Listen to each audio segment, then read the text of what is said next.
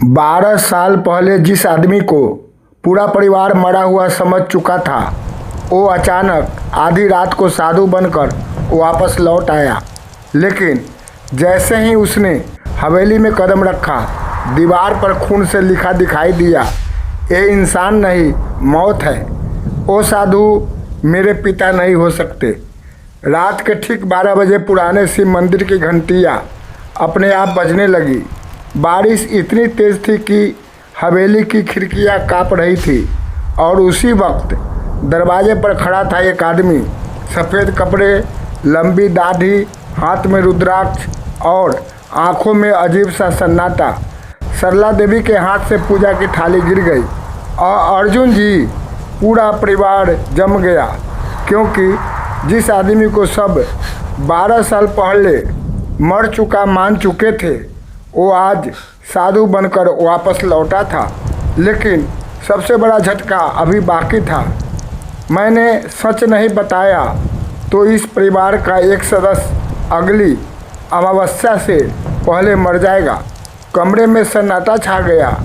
सरला देवी रोते हुए उसके पैरों में बैठ गई। आप इतने साल कहाँ थे? लेकिन उनका बेटा सूरज गुस्से से चीख पड़ा, ये इंसान मेरे पिता नहीं हो सकते।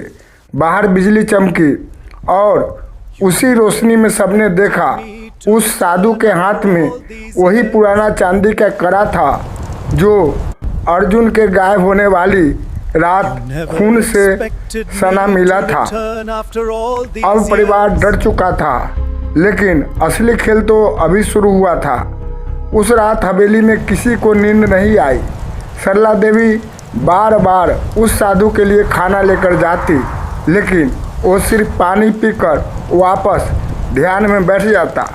दूसरी तरफ सूरज को उस आदमी की हर बात नकली लग रही थी।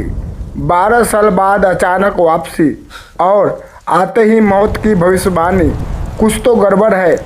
रात के करीब 2 बजे सूरज को हवेली के पीछे वाले पुराने कमरे से किसी के रोने की आवाज़ सुनाई दी। वो धीरे धीरे अंधेरे गलियारे से गुजरते हुए वहाँ पहुँचा। दरवाज़ा आधा खुला था। अंदर वही साधु खड़ा था। उसके हाथ में एक पुरानी तस्वीर थी और उसकी आंखों से आंसू बह रहे थे। लेकिन तभी सूरज की नज़र ज़मीन पर पड़ी।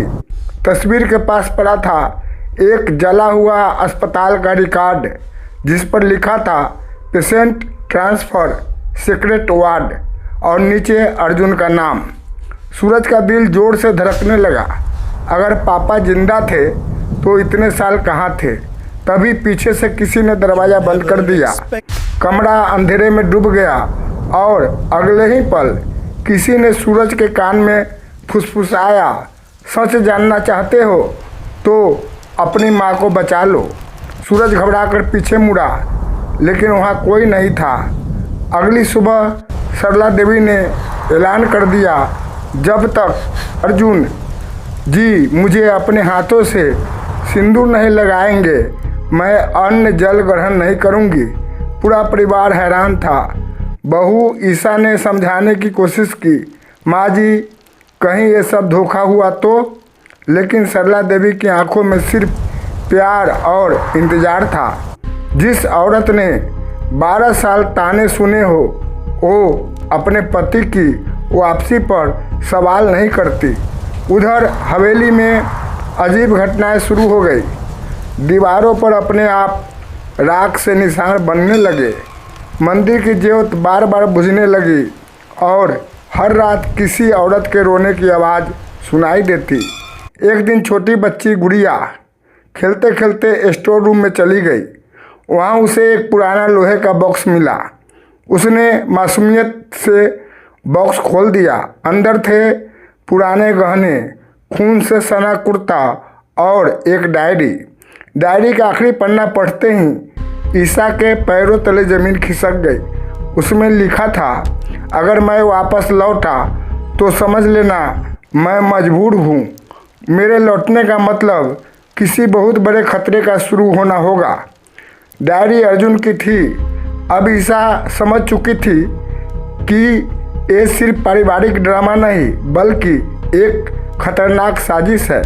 लेकिन इससे पहले कि वो सबको सच बताती, हवेली की सारी लाइट्स बंद हो गई। तेज हवा चलने लगी। ऊपर वाले कमरे से सरला देवी की चीख सुनाई दी। सब भागते हुए पहुँचे। कमरे का दरवाज़ा अंदर से बंद था। जब दरवाज़ा तोड़ा गया तो सरला देवी ज़मीन पर बेहोश पड़ी थी और दीवार पर खून से लिखा था, अर्जुन वापस नहीं आया, मौत वापस आई है।